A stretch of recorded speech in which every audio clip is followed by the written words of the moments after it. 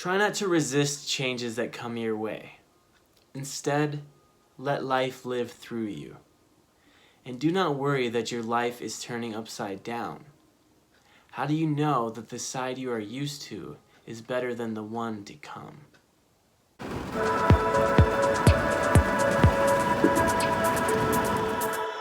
Welcome back, everybody. Welcome to Unveiling the Sacred with your host, Mr. Jacob Noel. I hope this finds you well today. Thanks for being here. Thank you for just being alive today and making it another day. Just being here and allowing me to share something from my heart to you. There's beauty in the breakdown. And that's a song.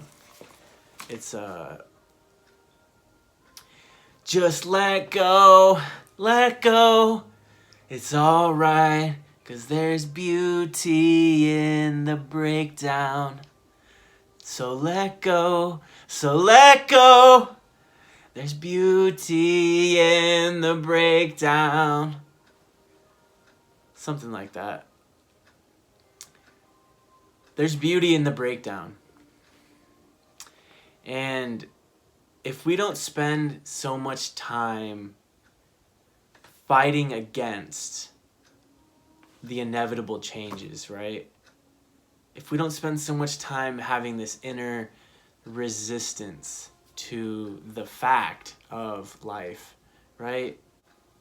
Not gonna lie, I spend a lot of time in resistance. Most of us probably do. And the best thing you can do is be honest with yourself, right? I resist things, from my perspective, I see things from a standpoint of freedom. And I see a lot of freedoms being taken away every time there's moments of crisis. Every time there are moments of crisis in our society, there is a reaction, and then there's the proposed, what are we going to do about this? Let's transform society in this way, because we have to react. And I just see the standpoint from, wow, we're losing so many of our freedoms. We're losing so many of the things that made our life great. And that scares me, That scares me. And I don't feel that in the mainstream that there has been conversations on both sides. Honest conversations. Especially when everything's so political and politically motivated. It's hard to really find unbiased, just honest opinions. It's like everyone has a party to adhere to or a belief system that they have to defend. It's like, how sometimes people have a good point to make, but they won't make it because, it's not in their category of thinking. They don't want to be labeled as this, so they can't make that point, even though that's a great point. So we are limited by our categories that we put ourselves into.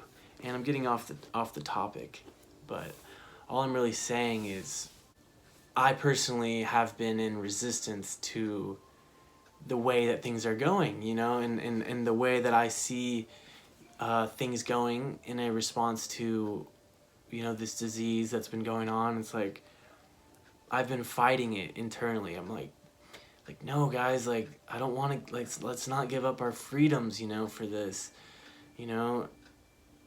because once we give up our freedoms, it's hard to get them back, and all for this, momentary illusion of safety, and I don't see that from a political standpoint. I don't see that from me being one side or the other. I see that from me being a person who enjoys freedom and, appreciates being an American and love, this is what our country's about. It's freedom, We need to really come to accept the things that are out of our hands in life and try to accept and stop fighting against the things that we have no control over. Because we're making ourselves miserable, and this is coming from, someone who's doing that, like I'm doing that to myself. And so I would know this. there's so many good things to focus on. There's so many things to be grateful for.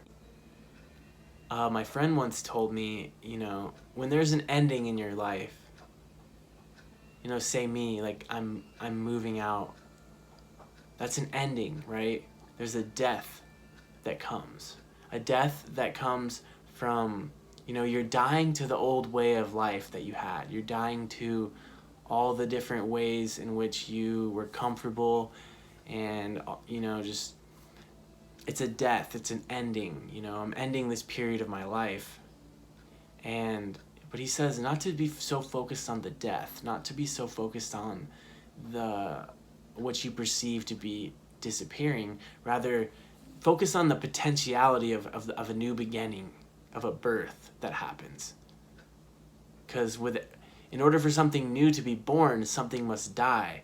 So all the ways and all the things that you see right now you feel that are at an end, or you're afraid because you don't know when things will go back to normal, or all these different endings that are happening, it really can pose as an opportunity for a new beginning in a new way.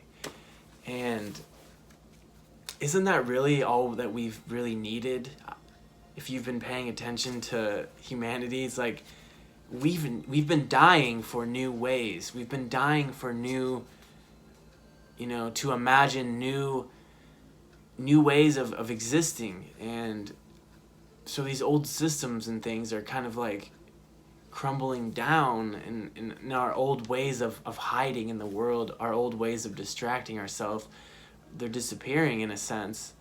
You can't go to the movies, you can't go out to the bars, there's all these things that haven't been there for us. And it really has presented an opportunity for us all to stop running, stop distracting ourselves from what we've been avoiding facing in ourselves. So when things crumble down and you feel that your world is at an end, maybe just because you can't see the future, you don't know that there's potential for something new to emerge. There's potential for a new way to come out. Something new can't be birthed if there's this old dead thing in the way. So if this thing finally crumbles down, it's like, wow, what a great opportunity for us to reimagine our existence. And so all these lockdowns and all these forced stay-at-home orders and businesses being shut down, and there's these positives that we can find within this, which is it has given us an opportunity to reassess, reimagine, reflect on ourselves and how we exist in the world, and how we have existed in the world, and how we can exist differently in the world. Because a lot of these ways that we were living, it had to end eventually. Like, we've been living in very unsustainable ways, and it still needs to change. It definitely needs to change. But this kind of death, it's like a season we've been going through. It's a collective kind of death, and has been giving us a new opportunity to reemerge differently back into the world. If this ever does end, which, but what are you doing with the time that you're given, when all of your distractions have been erased, when all of your usual escapes are taken away? It's an opportunity. It's an opportunity for us to face ourselves. Because for too long, we've been habitually running away and escaping, and it's been way too easy for us to just go get a drink, go out to the bar, run around, go shopping, etc., etc., etc. But what is all this running? What is all this staying busy for? What are we avoiding confronting, So there's beauty in the breakdown. There's potential in the destruction of a new birth, of a new way. And if we really take the time to reflect, this is really probably what we needed in a sense. And so, we might not agree about how to respond to this or what measures to take. Everyone has a different opinion, and a lot of these conversations really go nowhere because people are so committed to their own belief. But one thing we can agree on is this is an opportunity for us to, just, see what else we can make out of life. See how we've been doing things wrong and how we can improve. So that's kind of what I wanted to say today, is just sometimes when you think something is a curse and it really is a blessing, and the more that we can accept the things that are out of our hands, the better off we will be, because it's futile to resist the reality of life. There's so much that's out of our control, and if we really want to experience peace, then that you truly have to come to acceptance of the external world and the way things are and the way people are, because we can't change them. We can't change their mind. We can't change their actions. All we can do is work on ourselves. And that's something that's a fact. And so, we can accept the way things are, and then after that, we can take action. And we can take action. Acceptance isn't necessarily just doing nothing.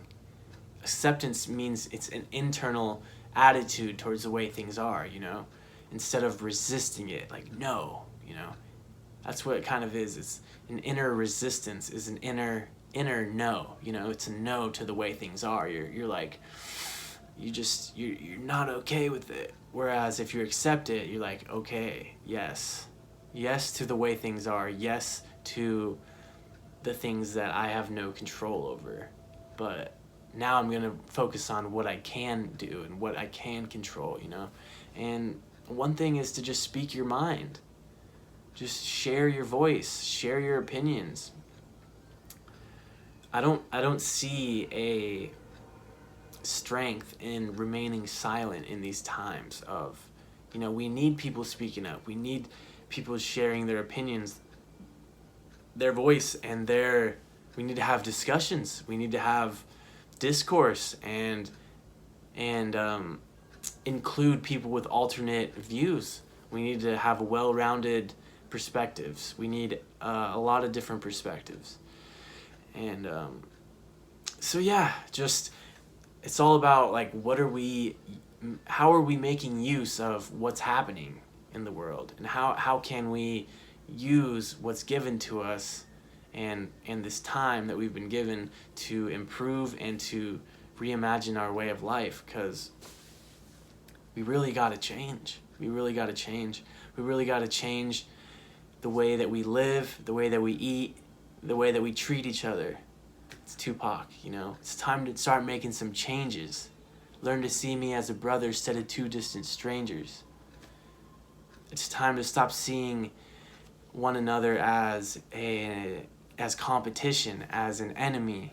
It's time to start seeing, the bigger human family as much as we can, and stop contributing to the hate. And, I have a lot to work to do on that as well, of just being judgmental of views and people that, I don't agree with. And I'll be the first to admit it, just to be honest about it. But so that's the message for today. Don't be afraid if your life seems to be turning upside down, because how do you know that the side to come is not better than the one that you're on, right? So you can't really foresee the future. Sometimes we just have to trust in the process. And why not, right? Why not trust? We're already here. So much love, everybody. I hope that you receive this well, and feel free to give me some feedback and interact with me. I'm trying to spread the word and trying to get some more followers. So much love. Take care. Be blessed. Be well. Take care. See you later.